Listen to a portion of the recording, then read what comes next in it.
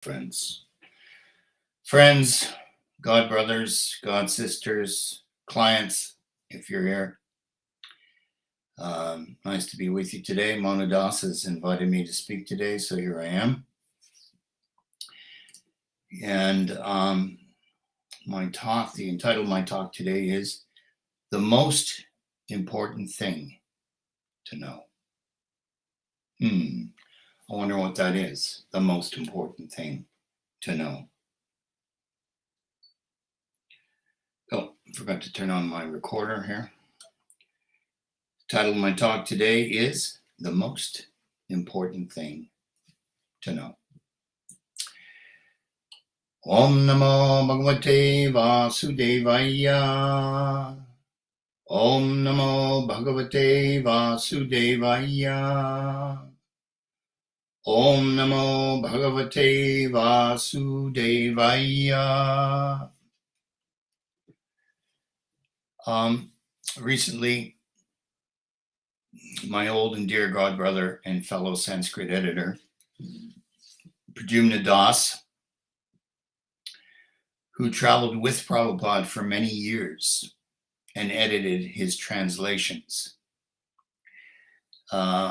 Those translations were typed out by Prabhupada's secretary, edited by Pradyumna, and that was then, those pages were given to the transcribers at the Bhaktivedanta Press.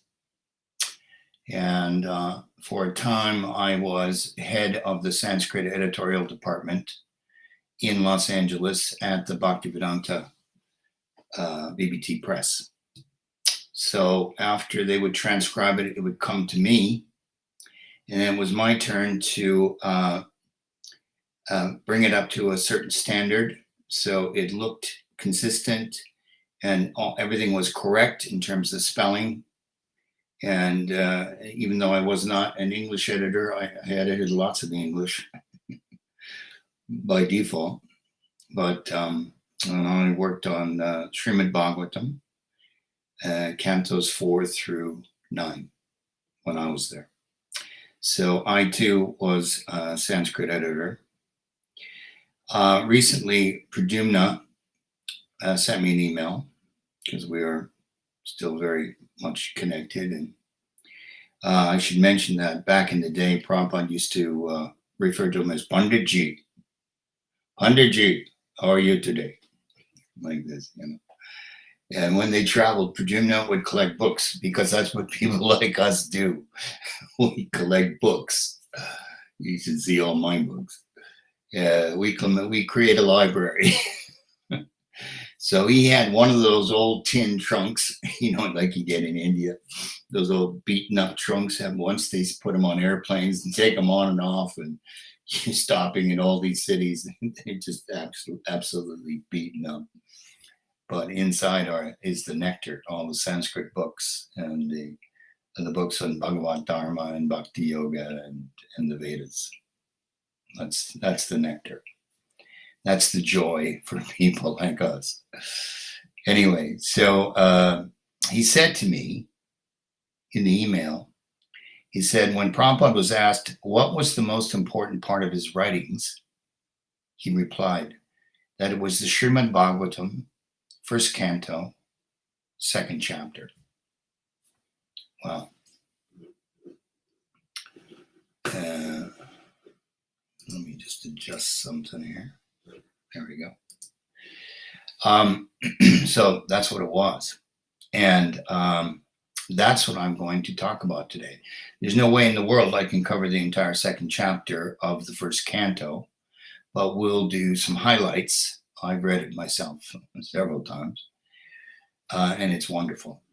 So, and I think this is also pertinent, it's practical, it's useful to all of us in our day-to-day lives, especially with regard to our spiritual development. So I was ruminating on this, I was reflecting on this, and I thought, I wrote down this little bit here. You exit the womb, happily free from your cramped quarters after so many months. Do you then set out on your own to take on the trials and tribulations of life? No, you can't do that. You can't walk yet, nor can you even feed yourself without help. You are dependent, not independent.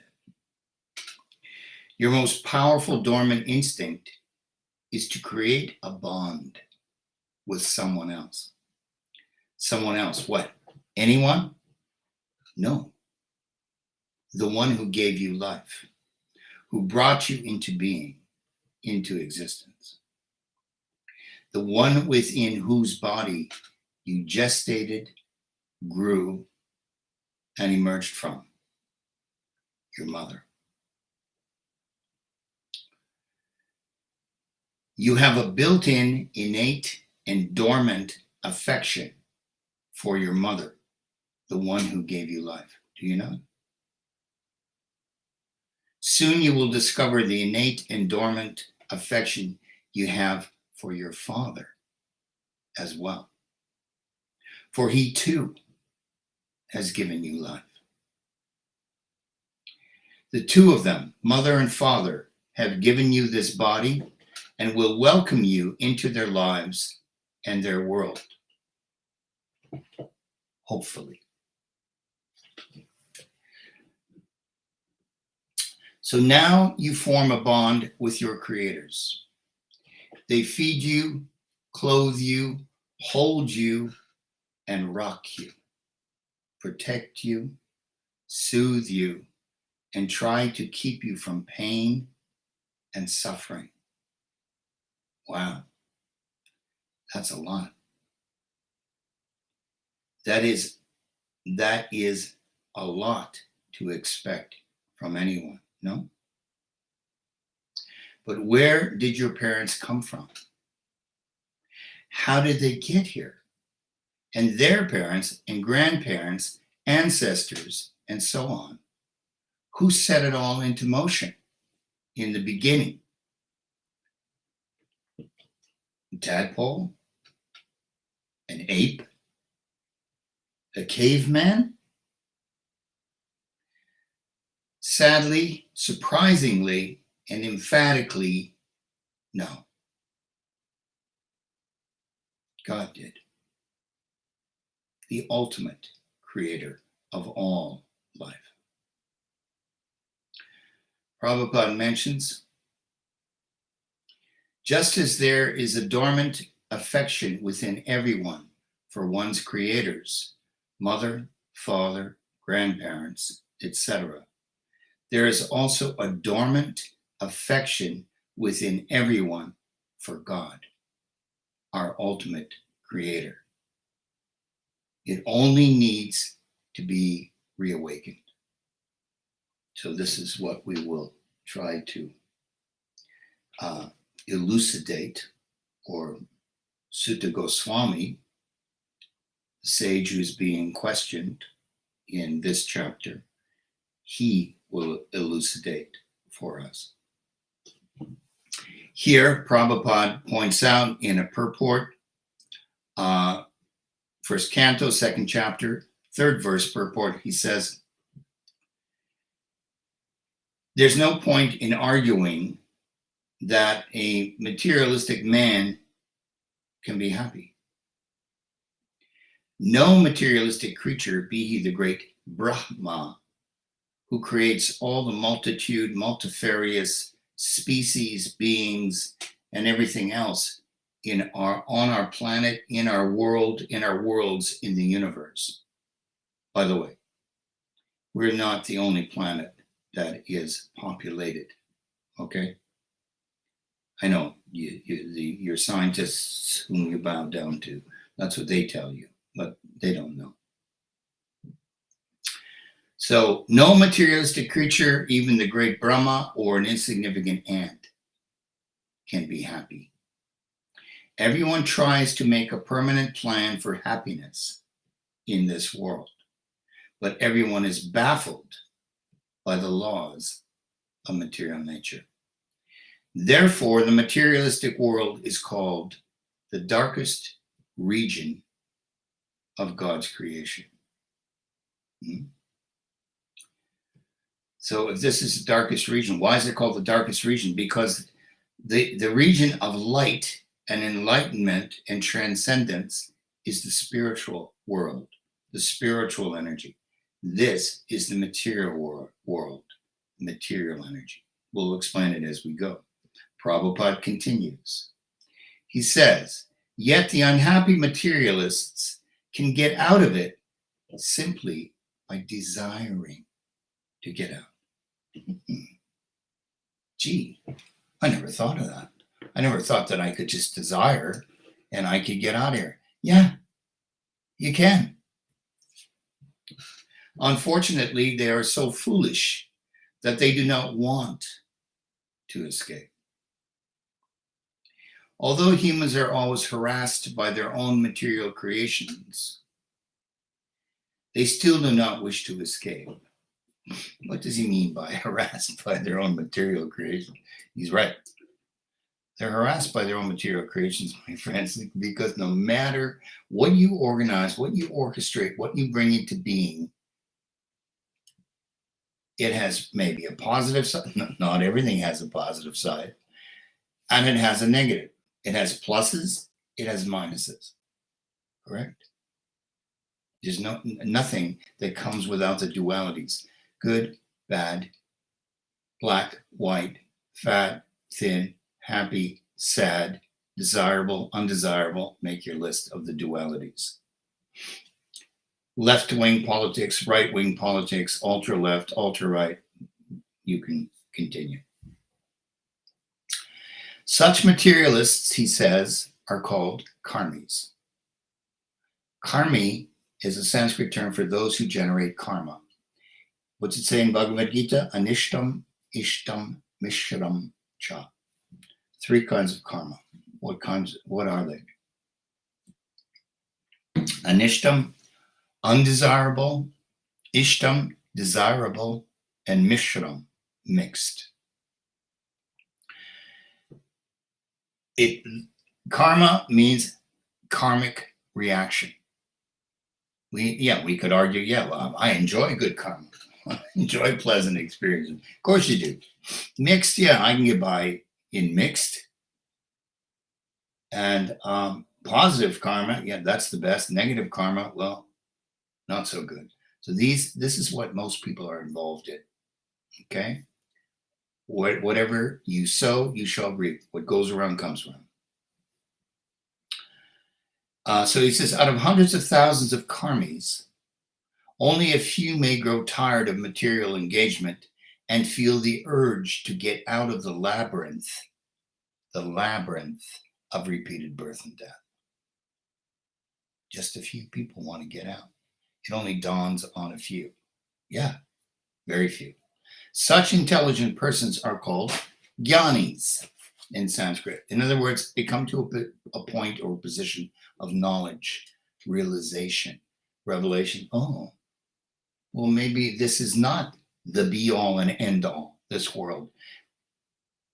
Everything that I experience in this world, it ends in death and loss, lifetime after lifetime.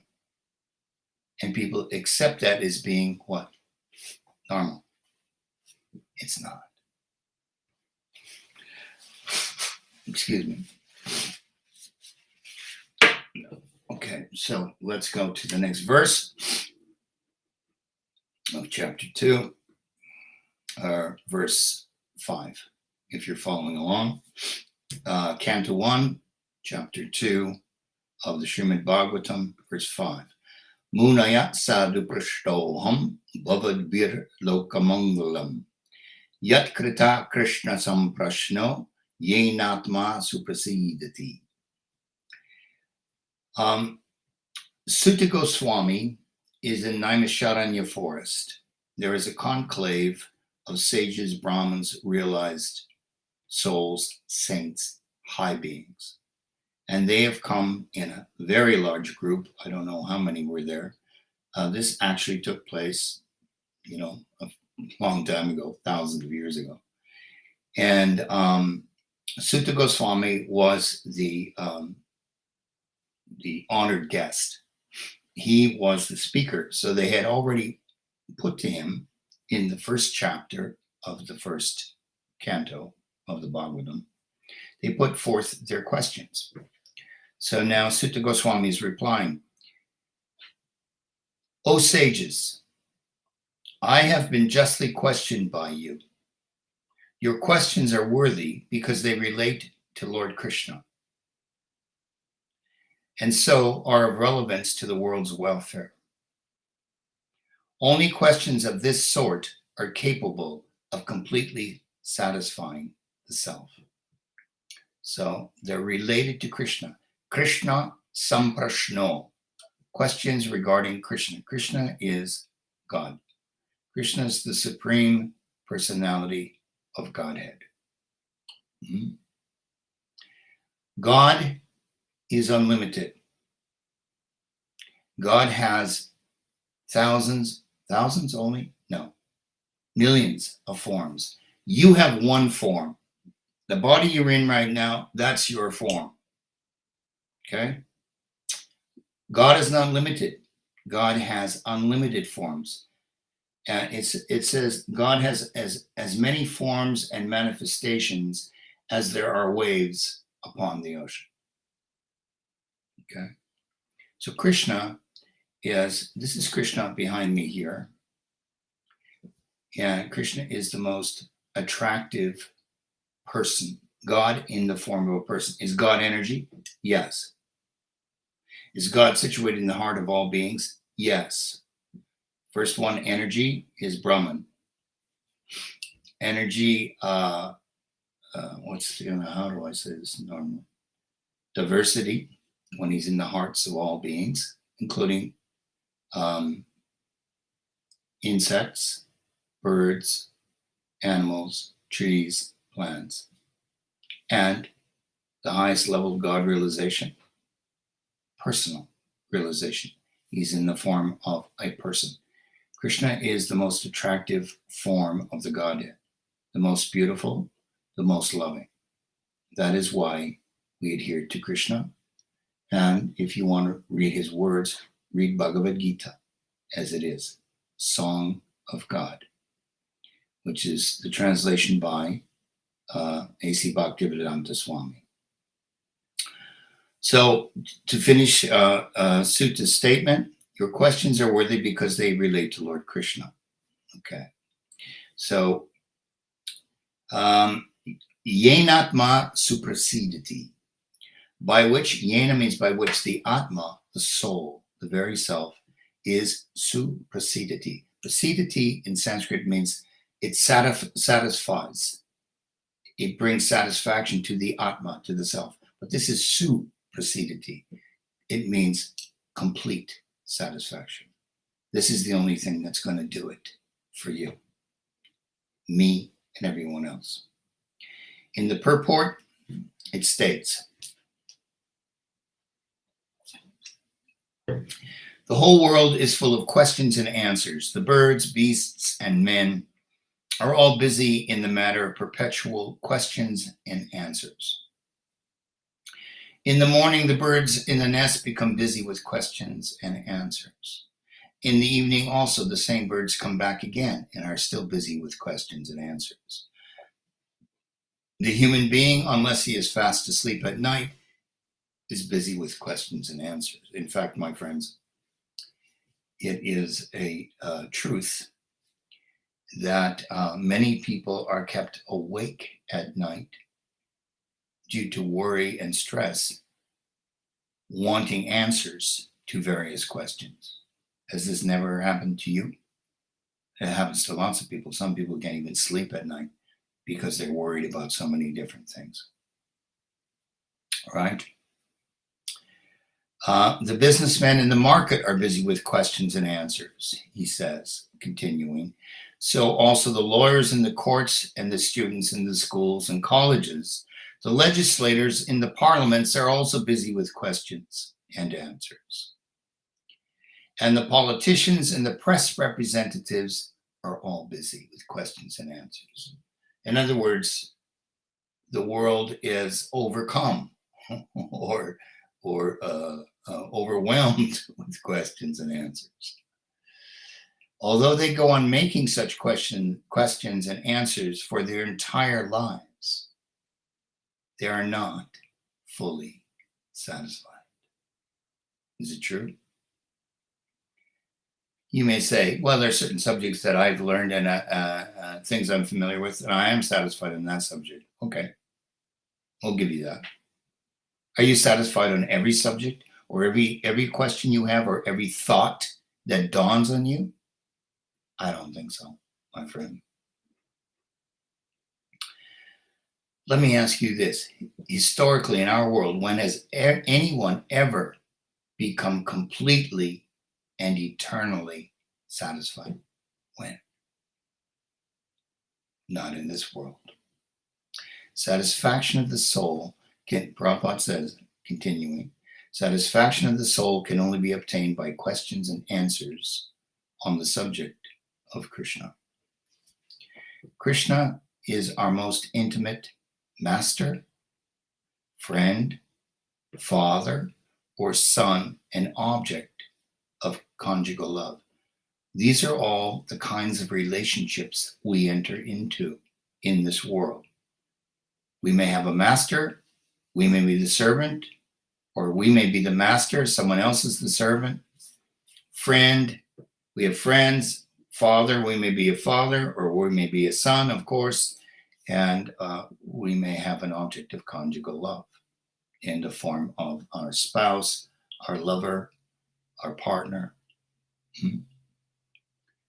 But we can have any of these relationships with God, ultimately. Whose idea was it to start with? Where does this come from? As above, so below. Not as below where we are, so above. It comes down to us.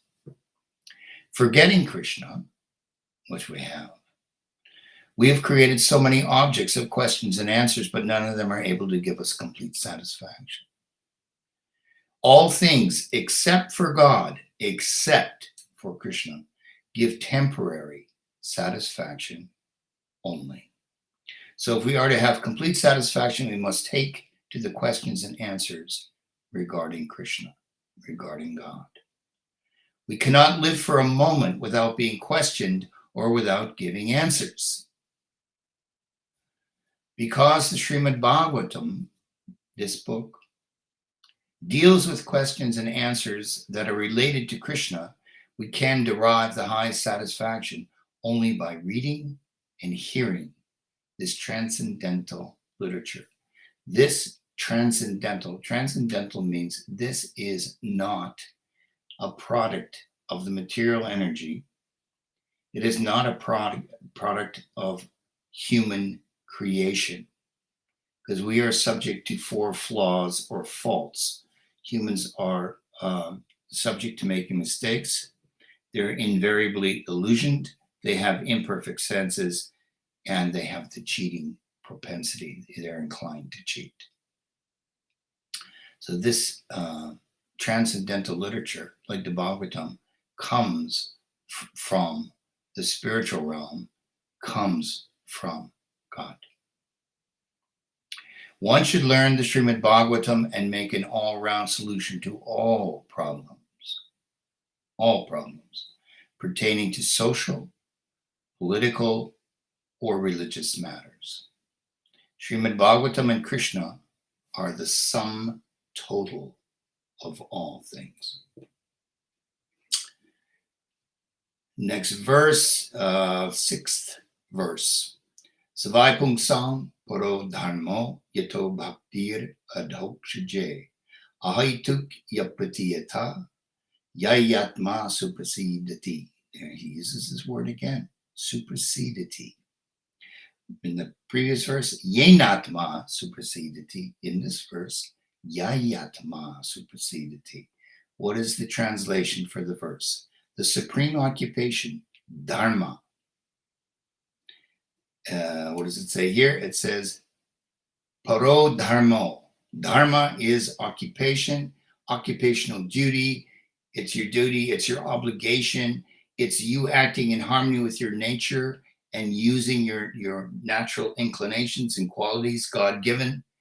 That is your dharma. That is what we do. This is what we offer to the world. But is that the paro, the supreme dharma? No. The supreme occupation for all humanity is that by which people can attain to loving devotional service unto the transcendent Lord. Such devotional service must be unmotivated and uninterrupted in order to completely satisfy the self. Yato bhaktir adhokshaje.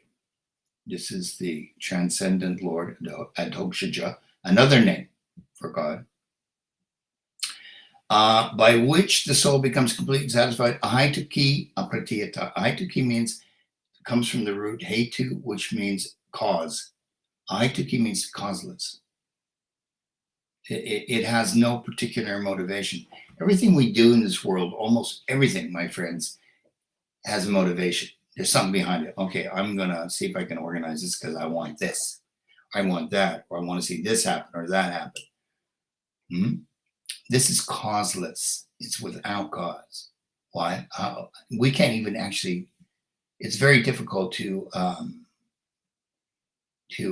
understand that concept, because everything we want is always related to something down here in the physical plane. A person, a place, a thing, situation. Yeah. In order for something to be causeless, it must be related to the soul, to transcendence, to spirit. Apratiyata. Apratiyata means uninterrupted.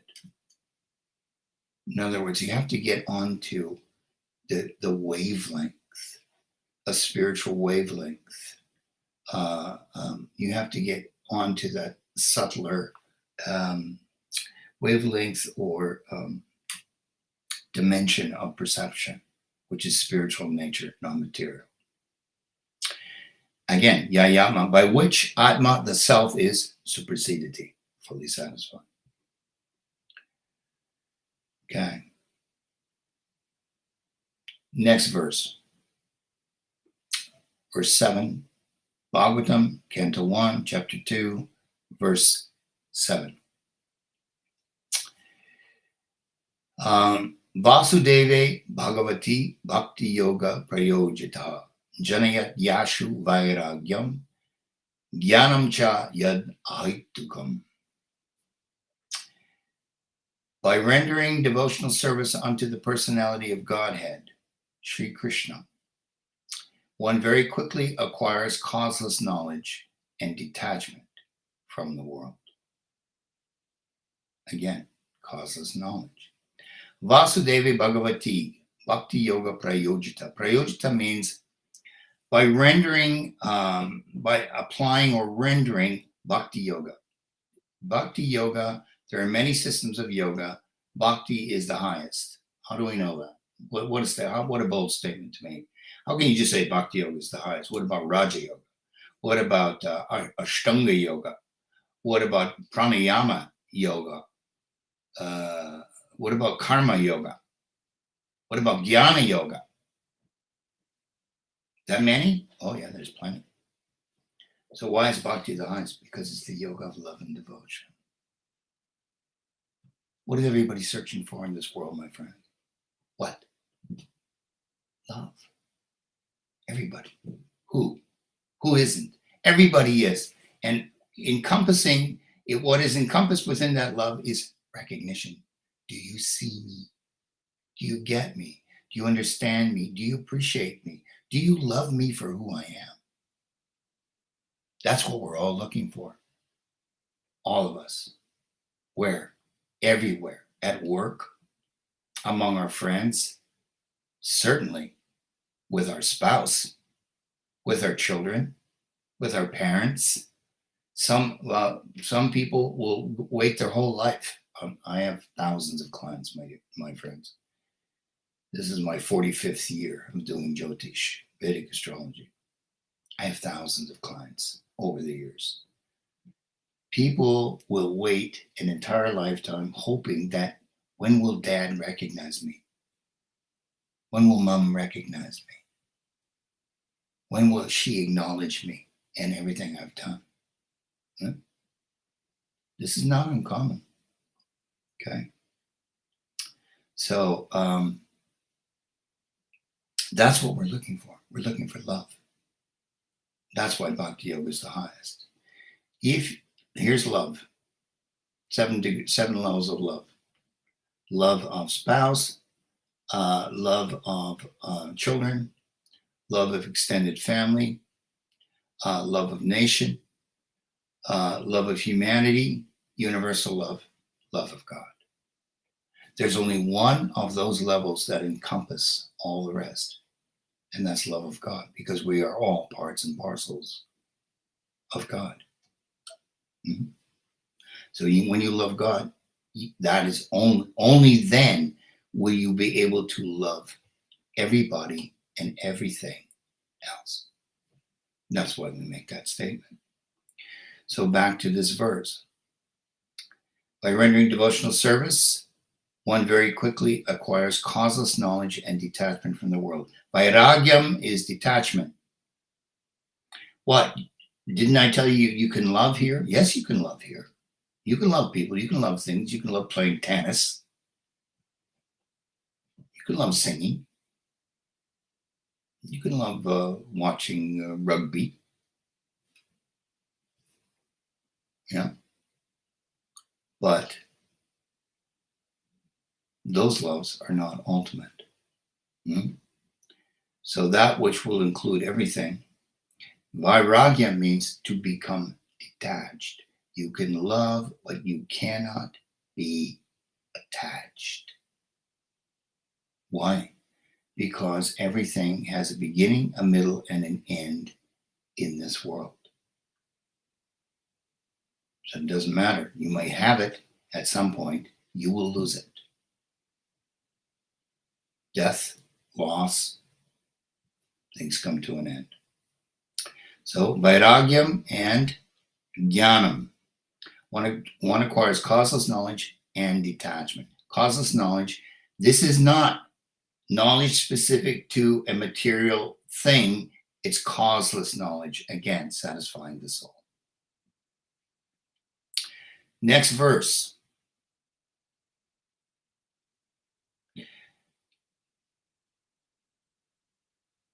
Okay. Dharma svanushtita bhumsam vishvaksenu katasu yat notpadayating yadi notpadayad yadi rating shrama eva hi kevalam. The occupational activities a person performs according to his own position are only so much useless labor if they do not provoke attraction for the message of the personality of Godhead, whose power and influence is all-encompassing. So, again, Dharma, Pungsang means of all living beings, humans. Dharma svanushtita, if one svanushtita, situated in according to one's nature, acting in harmony with your nature. What is the dharma of sugar? Sweetness. Can we separate sugar and sweetness? Impossible. What is the dharma of the sun? Heat and light. Can we separate heat and light from the sun? No. What are the qualities and natural instinctual behaviors or talents that you possess that cannot be separated from you? That is your dharma. Svanushtita, according to one's own self, nature. Vishvaksena katasu. Kata means subject matters or discussions concerning Vishvaksena. That's yet another name for God. What does Vishvaksena mean? It means one whose power and influence is all-encompassing. It includes everything, and it towers over everything, and it underpins everything. That's what Vishvaksena means.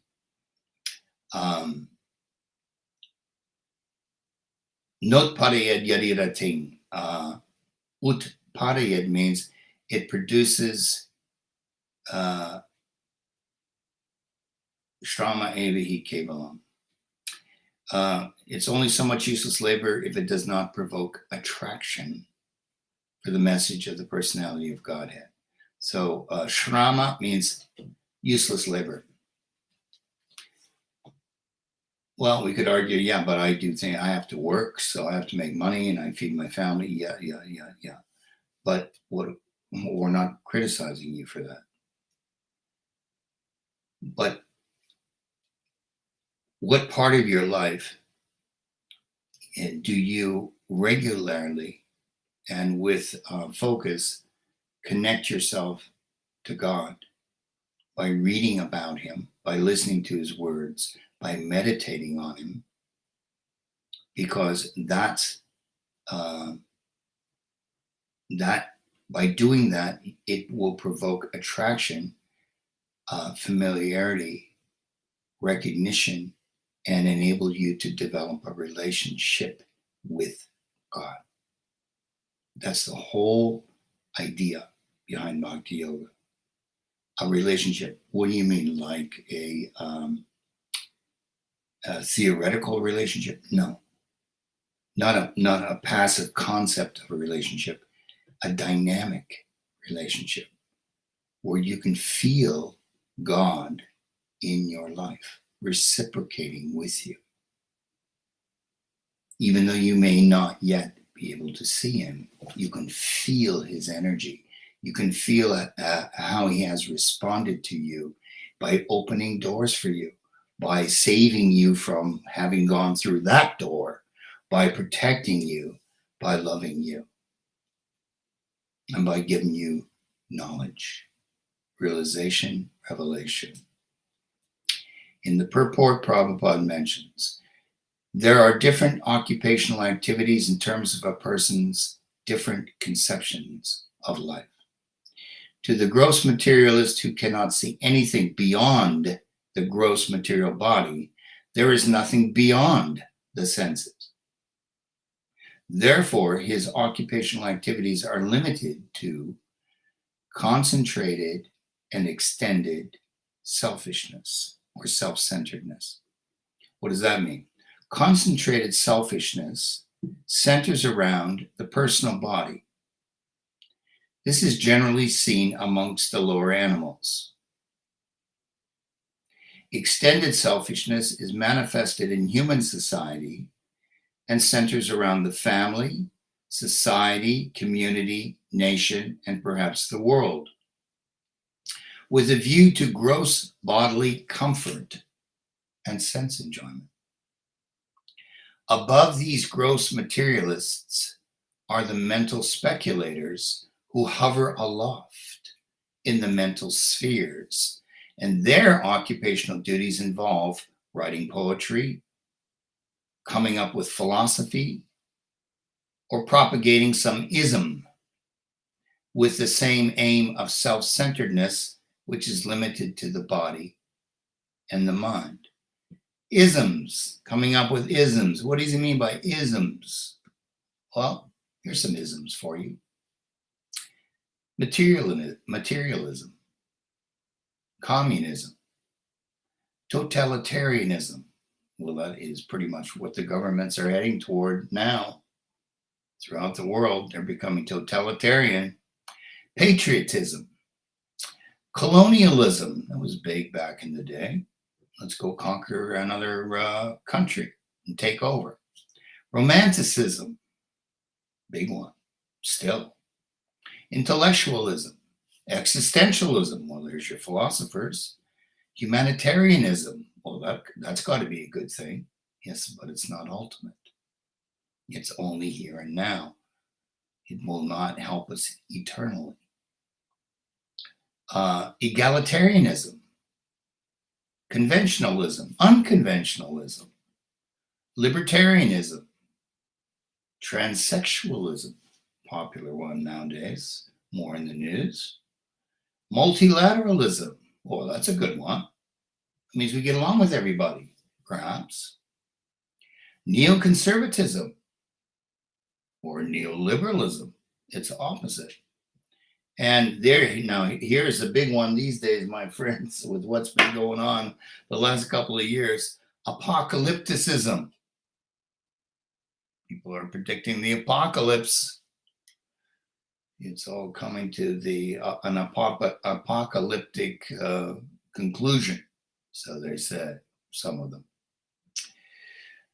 Prabhupada says, scientists, I got off on the isms too long there. Let me continue with what he was saying.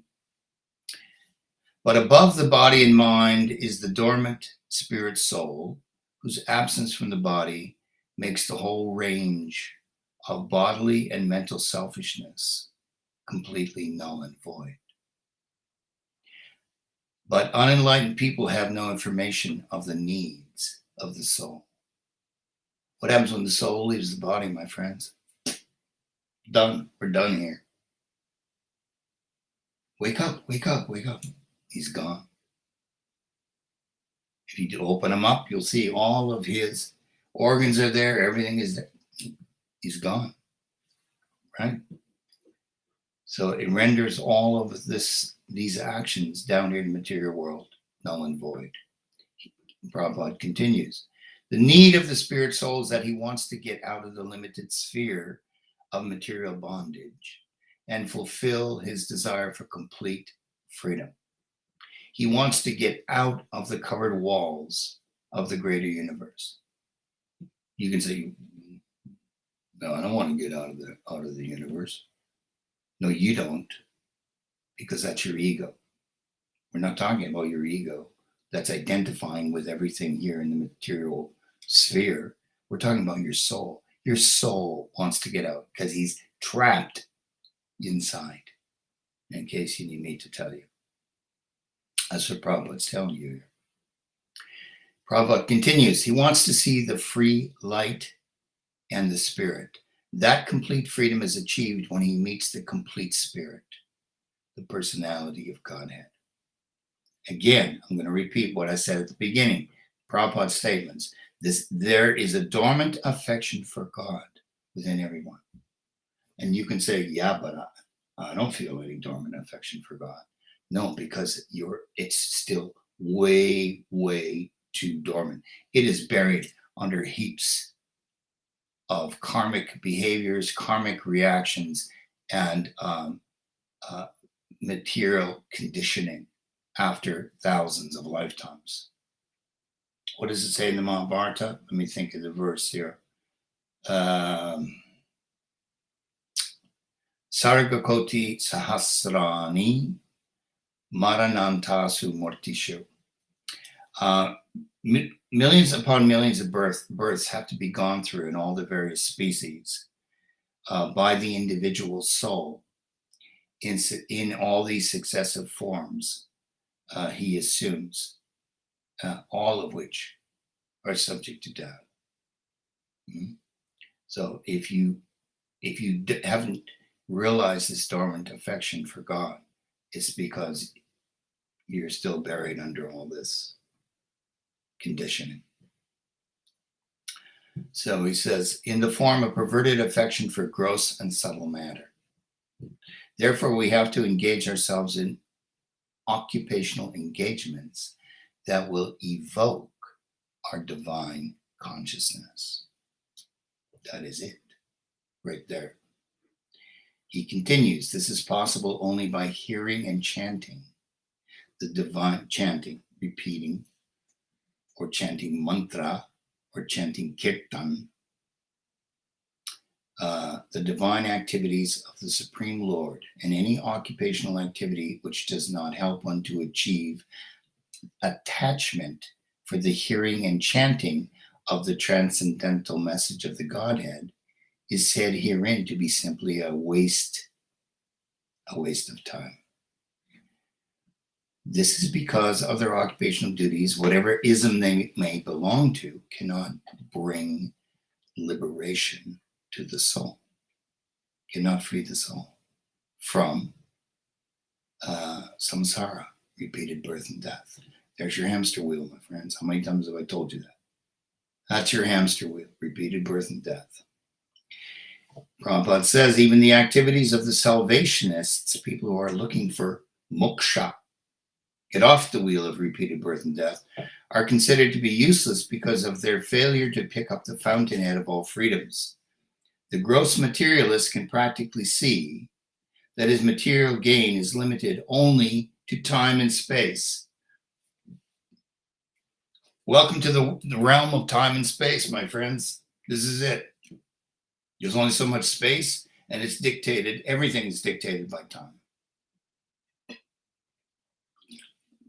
Correct? Okay, where did I go here? Time and space. Either in this, okay, the gross materialist can practically see that his material gain is limited only to time and space, either in this world or in the other world, another world, between lifetimes. Even if he goes up to Svargaloka, Svarga is the heavenly planets where one goes to enjoy all one's good karma. Way better than here. In case you'd forgotten, since maybe you've been there before.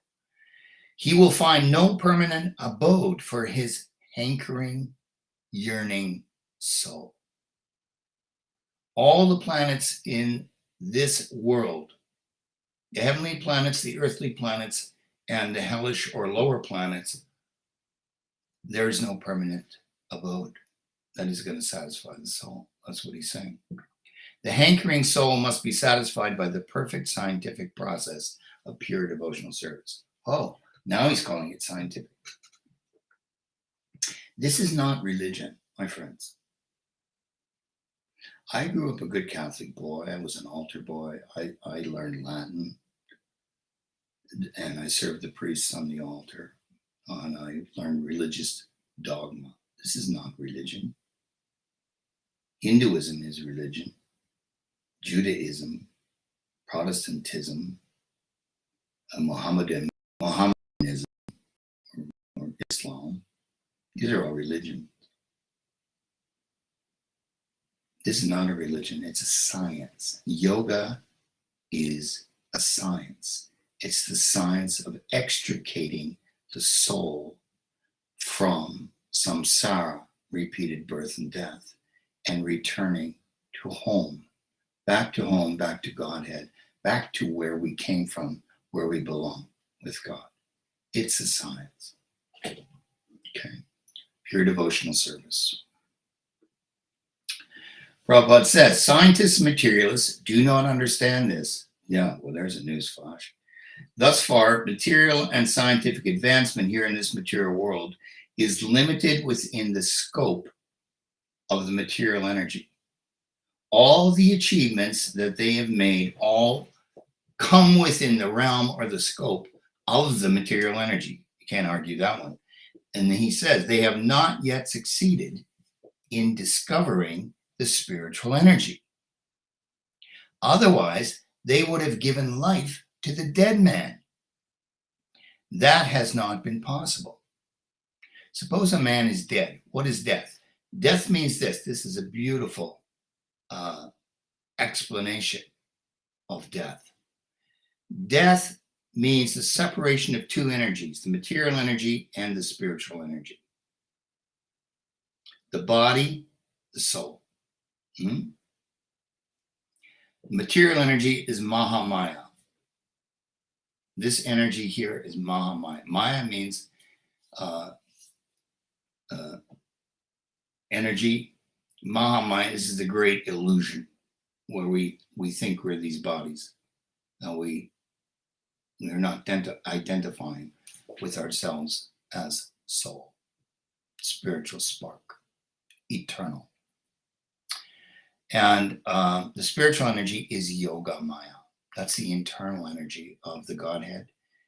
This energy, material energy, or Mahamaya, is the external energy of the Godhead. We've talked about this many times.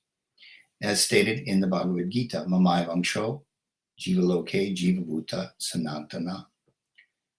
Krishna says, the living entities in this conditioned world are my eternal fragmental parts. Mama eva anksha. Jiva loke. This is the world of the jivas. Jiva is soul also. We're souls in bodies. It's material world. Jiva loka. Mama anksha. Anksha means part. They are mama, mine. He said, these are my parts and parcels. Eternally, Sanatana. They are my parts and parcels eternally. You're not the full Godhead. You're not the full whack of the Godhead. Sorry. So once you know this, so what is that? Let's just run this down just a little bit.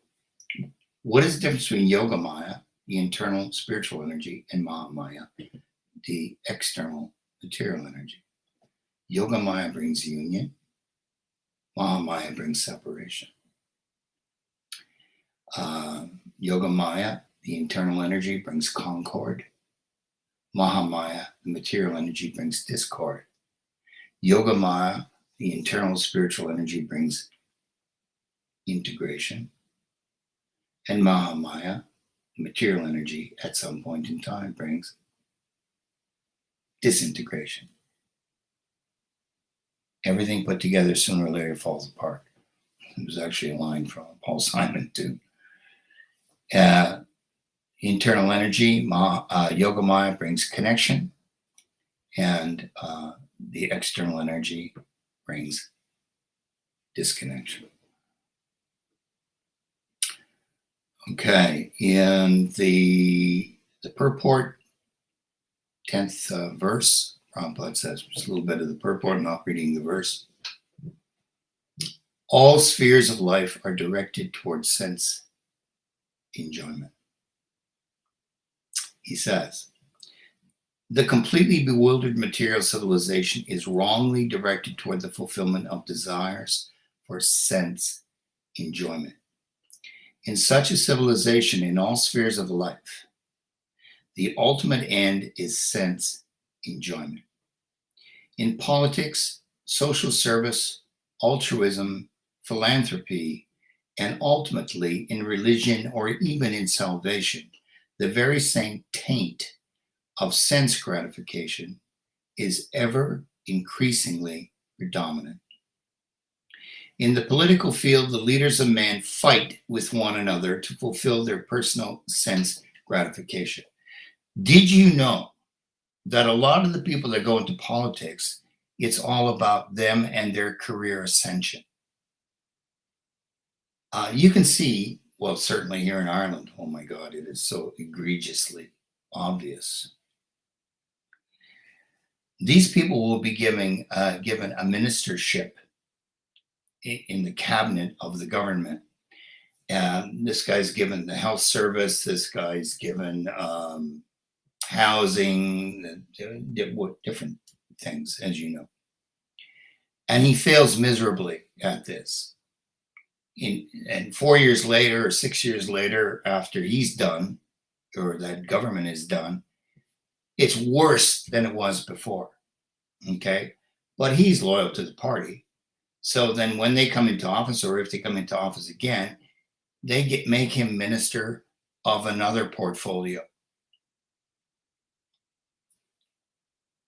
If you fail at a job in this world, the so-called real world where we live, I know it's the unreal world. If you take a job, they give you a job and you fail, guess what? In the private sector, you're out the door. You're gone. They're not going to keep you. Well, sometimes in corporate circumstances, they'll demote you, or sometimes they'll promote you up the ladder just so you get out of their department. Believe me, I've seen this so many times with clients of mine. Anyway, typically though, you're out the door in the private sector. In the public sector, oh, here, let me give you another important job to do because you totally destroyed the last one we gave you. I know I'm laughing, but I'm laughing with completely subsumed by tragedy. Okay, so let's go on here. In the political field, Prabhupada says, the leaders of men fight with one another to fulfill their personal sense gratification. That's what I said, career ascension. The voters adore the so-called leaders only when they promise sense gratification. As soon as the voters are dissatisfied in their own sense satisfaction, they dethrone the leaders.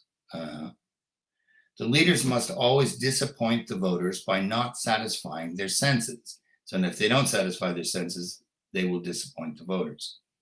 Yeah. The same is applicable in all other fields. No one is serious about the problems of life.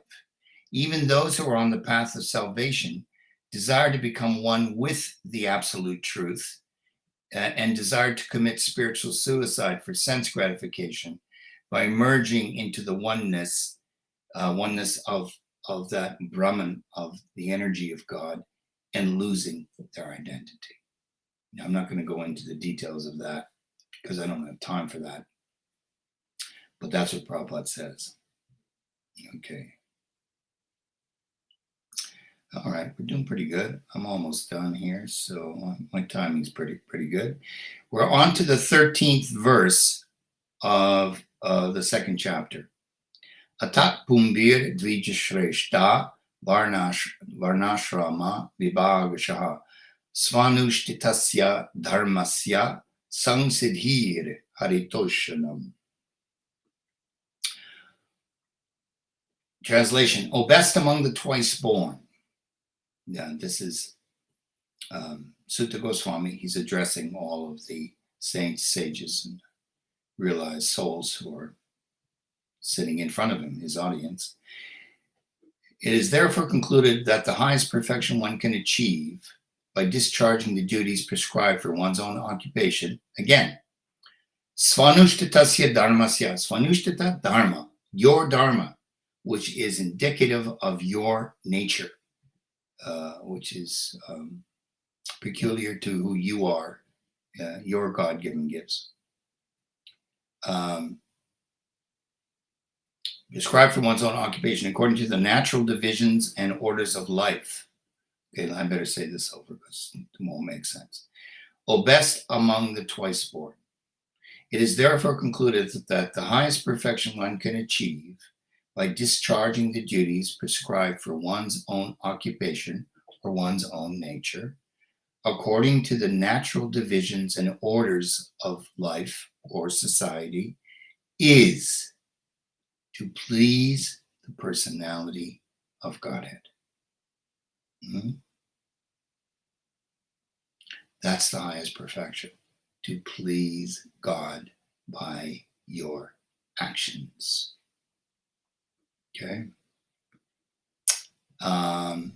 And just to explain this very briefly, the four natural divisions of society found everywhere in all civilizations historically are: 1, those who pursue knowledge, Brahmins; 2, those who pursue power and position, Kshatriyas; kings, nowadays, unfortunately, politicians; 3, those who pursue production and profit, vṛṣas,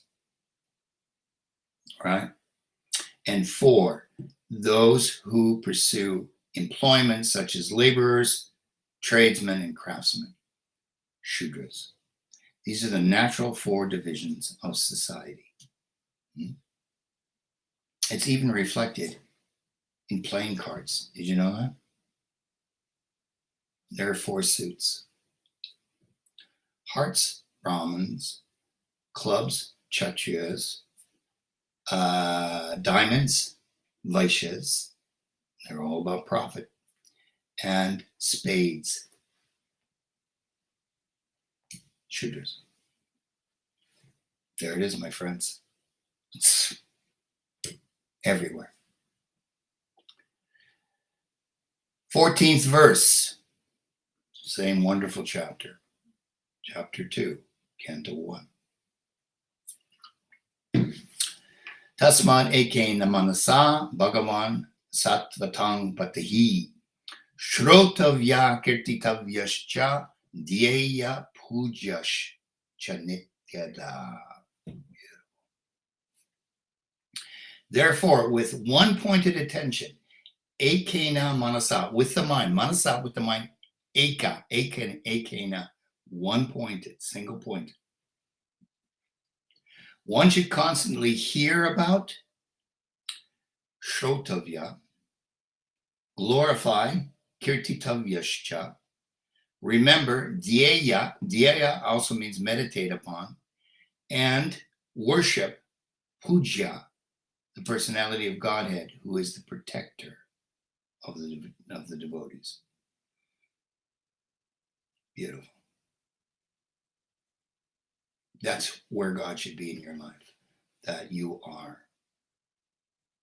fixed your mind on him, constantly hearing about him, reading about him, talking to people about him, glorifying him, remembering him, and worshiping him. When? Sunday afternoon, Sunday morning? No. Every day. You have your altar in your home, right? You have an altar in your home, right? You even have a shelf, holy pictures of the gods, goddesses, picture of Krishna. You incense burner, light your incense, offer your incense, cook your nice vegetarian food, offer that before you eat it. Right? Everything we offer to Krishna.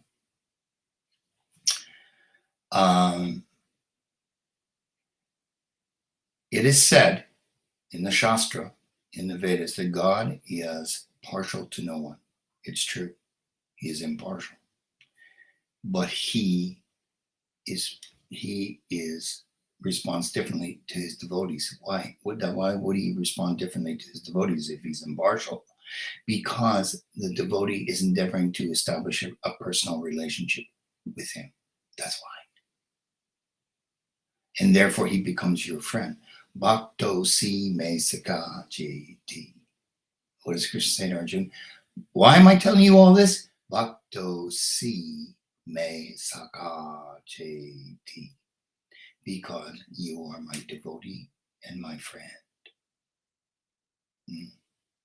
Beautiful.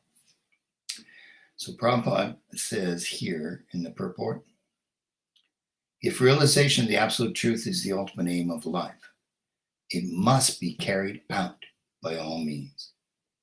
In any one of the above mentioned castes and orders of life, the four divisions of society that we mentioned, the four processes, namely glorifying, hearing, remembering, worshiping, are general occupations. Without these principles of life, no one can exist. Activities of the living being involve engagements in these four different principles of life. Oh, really? Watch what he says here. Especially in modern society, all activities are more or less dependent on hearing and glorifying. What? God? Hang on. Right? On hearing and glorifying. Any man from any social status becomes a well-known man in human society within a very short time if he is simply glorified, truly or falsely, in the daily newspapers. Sometimes political leaders of a particular party are also advertised by newspaper propaganda, and by such a method of glorification, an insignificant man becomes an important man. He becomes significant within no time. But such propaganda by false glorification of an unqualified person who doesn't deserve to be glorified, in other words, cannot bring about any good, either for the particular person or for society in general. There may be some temporary reactions to such propaganda, but there are no permanent effects. Therefore, such activities are a waste of time. The actual object of glorification is the Supreme Personality of Godhead, Krishna. who has created everything manifested here before us. Everything. We have broadly discussed this fact from the beginning. The tendency to glorify others or hear others must be turned toward the real object of glorification, the Supreme Being, and only this will bring true happiness and eternal satisfaction to the soul. So, what is the most important thing to know? As the title of this talk, our original connection is with Krishna, the Supreme Personality of Godhead. It is our only eternal connection. All other connections are temporal and ultimately result in death and loss. So that is what we have learned in the second chapter. I hope this has been of some interest and or inspiration for you, my friends. Yeah, it is a beautiful chapter to inspire you to act in harmony with your nature. Don't go against your nature. Act in harmony with your nature. Just offer everything to God. Just have a consciousness and awareness that you're doing it for God. Then it generates no karma. Okay, my friends, I hope this has been of value to you. Let me see, I'm going to be here next on the 20th of February for my next talk, my next presentation on the Dublin Christian Temple Facebook live stream. I want to thank all those who have sent in a shout out here. Krishna Kumari, somebody called Teenage Investor. Okay, Teenage Investor. Papu Loda, Devashish Mehra, the Game Express. Hinduism came, somebody says, when did Hinduism come? After India, which was always following Sanatan Dharma eternally, when it was invaded by the Muslims and the Christians who destroyed it, they destroyed the school system, the Gurukula system, they destroyed the temples, they destroyed the Kshatriyas, the kings, and the whole system of government, and they stole the wealth. Millions and millions and millions in wealth, in fact, billions. They stole, the British did, the Portuguese, the Muslims, they all did. And it degenerated to what we call Hinduism, since you're asking. Suraj Gurjar, thank you. Yash Sharma, thank you for being here.